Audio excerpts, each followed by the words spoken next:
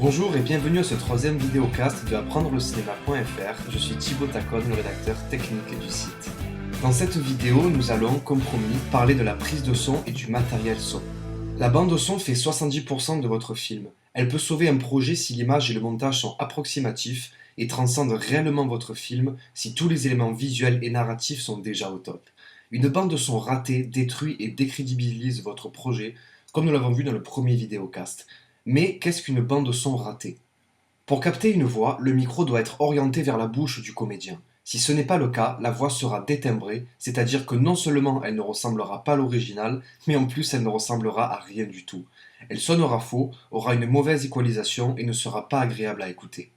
Comme à l'image, il existe aussi du bruit lorsqu'on parle de son. Ce n'est pas un jeu de mots de ma part. Le bruit en son se traduit par un souffle très désagréable qui est plus ou moins constant et empiète largement sur la source principale, comme une voix par exemple. Pour éviter d'avoir du bruit, il ne faut pas pousser le gain à fond. Pour cela, il faut bien placer son micro en face de la source pour avoir un timbre correct et régler au casque le volume d'enregistrement à l'aide du vumètre ou à l'oreille, à condition que vous soyez sûr du niveau de votre casque. L'équalisation, ou simplement EQ, est la façon dont les fréquences se sont rendues en termes de volume sonore. Par exemple, sur votre portable, sur iTunes ou Windows Media Player, vous avez des paramètres prédéfinis du genre amplification des basses, jazz, rock, etc. En fait, c'est simplement un réglage de l'EQ en sortie. En choisissant l'EQ amplification de basse, par exemple, les basses fréquences, donc entre 20 et 40 Hz environ, seront augmentées. Le vococentrisme est une propension naturelle de l'oreille à être plus sensible au son médium car les voix ont de nombreuses fréquences médium. Si vous voulez augmenter l'intelligibilité d'une voix, il faut monter les médiums et réduire un chouïa les basses. Une EQ ratée rend la voix sourde ou claironnante, en clair, pas agréable à écouter.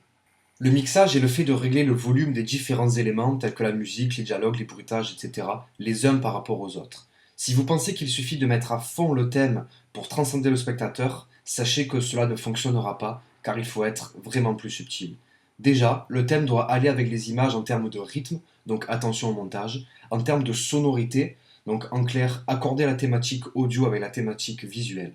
N'oubliez pas les éléments diégétiques comme les dialogues et les bruitages. Soyez créatifs et n'hésitez pas à faire des tests. Vous allez certainement rire ou trouver cet argument banal. Ok, j'y vais un peu fort, mais si votre musique endort votre spectateur, il ne sera pas réceptif à ce que vous voulez lui dire. Si cela est délibéré, c'est tout à fait louable car de nombreux films, un peu intimistes j'avoue, jouent sur la bande de son pour plonger le spectateur dans un état de somnolence. Si vous ne le souhaitez pas, eh bien trouvez un compositeur ou faites vous-même une musique qui donne la pêche, stimule, sans pourtant être redondante, lancinante ni agressive. Votre boîtier enregistre l'image ainsi que le son, mais la qualité de celui-ci laisse vraiment à désirer. Le boîtier a un micro omnidirectionnel qui capte le son de la même façon peu importe sa direction. En clair, il capte à 360 degrés. C'est vraiment super pour les ambiances et pour rendre la perspective sonore d'un lieu, mais vraiment délicat pour enregistrer des dialogues, surtout s'il y a une route passante ou une chaufferie dans les parages. Cependant, cette piste peut être utile pour servir de sécurité au cas où l'enregistreur externe plante, pour faciliter la synchronisation au moment du montage et le repérage des rushs, et enfin pour ajouter du coffre en la mixant avec la piste de l'enregistreur externe qui a peut-être un peu moins de coffre. Pour améliorer la qualité de l'enregistrement de la bande son, il n'y a pas 36 solutions. Soit vous achetez un micro externe, soit vous utilisez un enregistreur externe. Les micros externes pallient à la mauvaise qualité du micro, si on peut parler de micro, de votre boîtier. Cependant, il a une connectique jack 3,5 mm qui n'est pas professionnelle parce que les pros se branchent en XLR. Cependant, ils améliorent quand même la qualité de la bande de son de façon plutôt conséquente. Les micros externes que je vais vous présenter ont une directivité supercardioïde, c'est-à-dire que leur angle utile de prise de son est en forme de cœur inversé. Vous comprenez donc que les sons venant de l'arrière sont atténués par rapport à ceux qui viennent de l'avant, de même que ceux qui sont sur les côtés sont captés avec moins d'intensité. Le double avantage de la directivité supercardioïde est d'ajouter du coffre à la prise de son en ayant un semblant d'ambiance, parce qu'en fait la zone arrière ne mange pas tous les sons qui arrivent, comme c'est le cas des micro-canons par exemple, et en plus la source est correctement enregistrée. Le seul souci est que l'on ne peut pas vraiment régler le mix entre les sons provenant de ces deux directions. Si l'on veut une source importante, on rapproche le micro de la source donc en faisant attention à l'effet de proximité. Et si au contraire on veut un peu plus d'ambiance, on le recule, mais sans aller trop loin au risque de détimbrer la voix. Le Rode VideoMic Air à 100 € est vraiment un très bon élément. Le Sennheiser MKE400 fait aussi du bon boulot.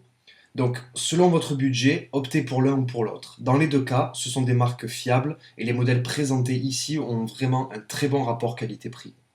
L'enregistreur externe est un module dédié à l'enregistrement du son. Il est constitué de micros internes et d'une ou plusieurs entrées lignes ou XLR. Bien placé, il fait des miracles car il isole correctement la source tout en apportant de la profondeur à votre prise. Le son est de haute qualité jusqu'à 24 bits et vous pouvez brancher des micros en XLR, ce qui est, je le rappelle, la connectique professionnelle de l'audio. Le Zoom H2N enregistre 2 pistes stéréo, donc jusqu'à 4 pistes en même temps. Sa quantification peut aller jusqu'à 24 bits, ce qui est la norme professionnelle. Cependant, il est muni d'une entrée ligne, ce qui fait qu'on ne peut pas brancher des micros haut de gamme ou tout simplement des micros XLR.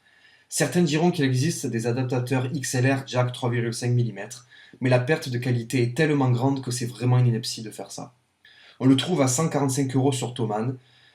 Pour ceux qui ne connaissent pas, Thomann est le plus grand revendeur européen de matériel de musique et de son. Vous pouvez donc vraiment commander sans crainte et soyez sûr d'avoir les prix, quasiment les prix le plus bas. Le Zoom H4n est un modèle plus évolué que le H2n. Il a des micros orientables, vous pouvez donc modifier l'angle utile de prise de son pour être plus flexible et capter au mieux la source, peu importe la configuration du lieu. Il possède 2 entrées lignes XLR. Vous pouvez donc ajouter jusqu'à 2 micros externes, donc par exemple un micro ambiance et un micro cravate, et enregistrer toutes ces pistes séparément pour les mixer ensuite selon les besoins. Sa quantification est de 24 bits en wave, ce qui est le standard professionnel et offre une grande dynamique. On le trouve à 268 € sur Thomann. Concrètement, entre ces deux modèles, je vous conseille le H4n. Le H2n est moins cher, c'est un bon produit à la base, mais vous ne pouvez pas brancher de micro en XLR. Le fait que les micros du H4n soient orientables vous permet d'être flexible et de vous adapter à toutes les situations. Le micro-cravate est de petite taille, ce qui le rend invisible si vous le placez bien. Sa membrane est cependant minuscule, ce qui fait que le son n'est pas satisfaisant en soi. Vous devrez enregistrer la voix du comédien avec un autre micro, que ce soit celui de votre boîtier ou celui d'un enregistreur externe. Faites attention cependant à ne pas placer les micros en face pour éviter les problèmes de phase. Le micro-cravate, vous pouvez aussi l'appeler lavalier, est vraiment très pratique pour les interviews et les tournages de fiction, mais nécessite un système sans fil avec émetteur-récepteur. Concrètement, j'oppose 2 micros ayant un très bon rapport qualité-prix.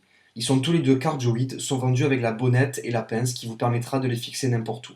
Le AKG est bien moins cher, mais n'est pas vendu avec le boîtier d'alimentation, à la différence de l'Audio Technica.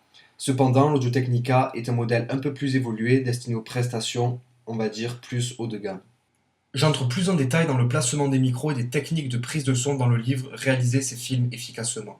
Ce livre a pour objectif d'optimiser vos compétences et vos coûts pour vous permettre de construire vos projets vidéo de A à Z. Pour en savoir plus, je vous encourage à cliquer sur le lien en dessous de la vidéo, que vous soyez sur YouTube ou sur le site. En attendant, je vous retrouve bientôt pour d'autres articles ou vidéocasts sur apprendrelecinéma.fr. Salut!